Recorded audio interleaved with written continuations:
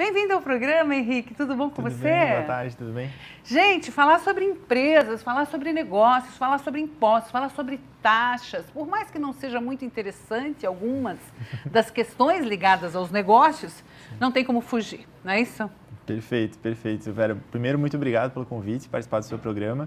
E eu acho que esse ponto inicial já é um ótimo gancho. A gente tem aquele ditado famoso, né, de que existem duas coisas que não se pode evitar: a morte e os impostos. Então, a gente realmente tem que lidar com esse problema, não tem muita saída. Não tem jeito. Na área tributária, a área do direito vem auxiliando e muito, sabe, gente?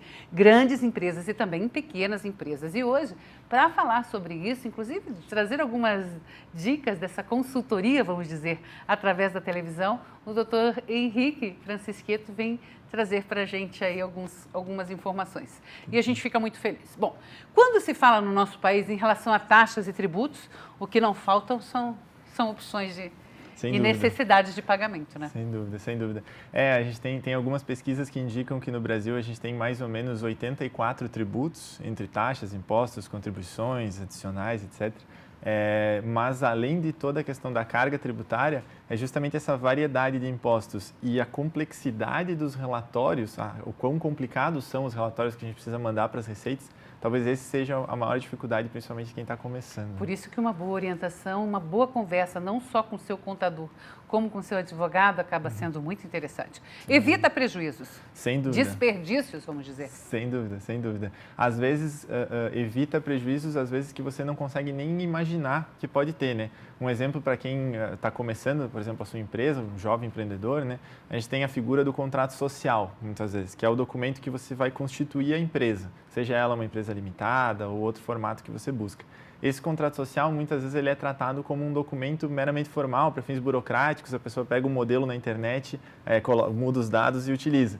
Só que esse contrato social, ele é como se fosse a certidão de nascimento da empresa. E ele vai acompanhar a empresa por todo o tempo, até o futuro, até que ele seja eventualmente alterado. Muitos dos problemas que surgem 3, 4, 5, 10 anos depois do início de uma empresa estão no contrato social que foi mal feito lá atrás, né? Não foi planejado.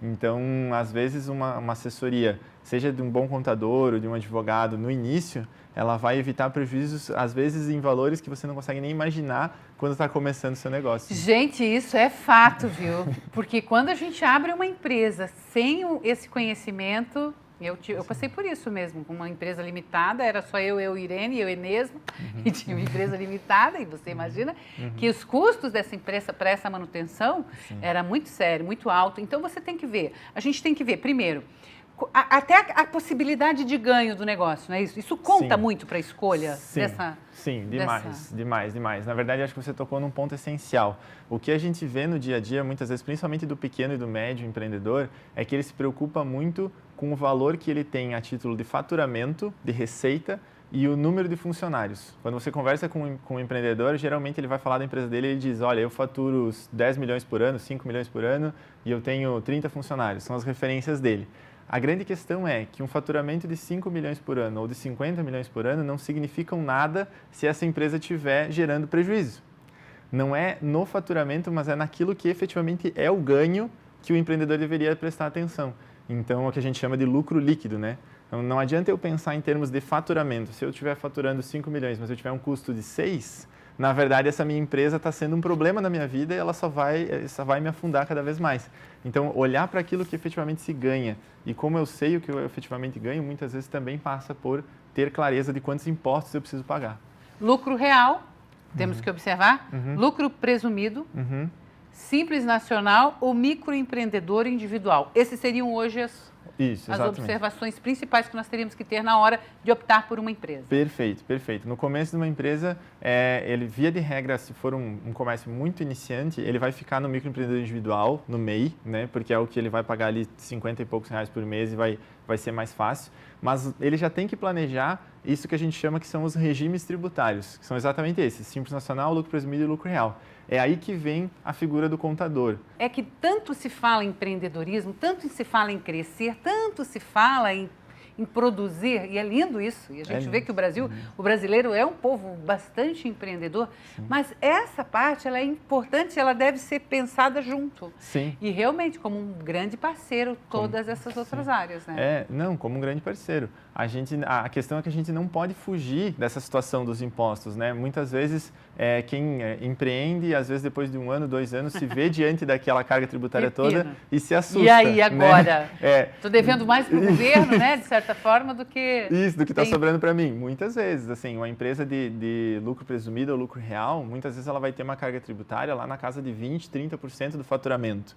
O sócio, dono da empresa, dificilmente está tirando 20% ou 30% do lucro como distribuição de lucro. Então, a gente sempre brinca, o governo é o maior sócio.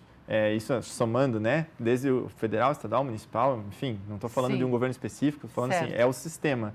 A carga tributária, ela faz com que o ente estatal ele seja o maior sócio de todas as empresas do Brasil.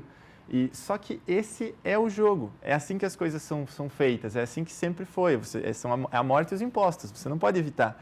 Então, se eu escolho empreender no Brasil, eu preciso primeiro aceitar que existe essa situação e eu preciso me planejar para dar conta disso. Então, se eu sei que eu vou ter uma carga tributária de 20% sobre o preço do meu produto, eu vou ter que incluir esse 20% no preço. E se esse preço vai ficar caro demais, eu não vou ter mercado, então talvez eu não deva abrir a empresa. Se eu não vejo como conseguir colocar no preço aquele imposto, eu não deveria nem começar o negócio. Então, eu vejo assim, tudo parte do planejamento, tudo parte da clareza, dessa proximidade do contador para entender. E assim, a gente tem que falar a verdade, né? A gente vê muitos pequenos iniciando o negócio, às vezes com base em uma certa, né, receita por fora, não emite nota para tudo. Isso ainda é muito comum, infelizmente. Mas isso é insustentável. Você pode fazer isso muito no comecinho, mas quando o seu negócio der certo, porque é isso que você está fazendo, você está trabalhando para isso, é o objetivo. E às vezes a coisa dá certo, a pessoa não estava preparada para esse cenário em que deu certo. Agradeço, doutor Fernando, pela sua participação, muito boa aqui a sua visita. A gente falou um pouquinho, muito mais, a gente pode destrinchar literalmente desse tema, mas serve como um alerta para o estado de Santa Catarina, um estado tão lindo, tão empreendedor. E vamos lá, vamos buscar o crescimento e esse sucesso que a gente pode e que a gente merece. Muito obrigada. Muito obrigado. Até uma próxima.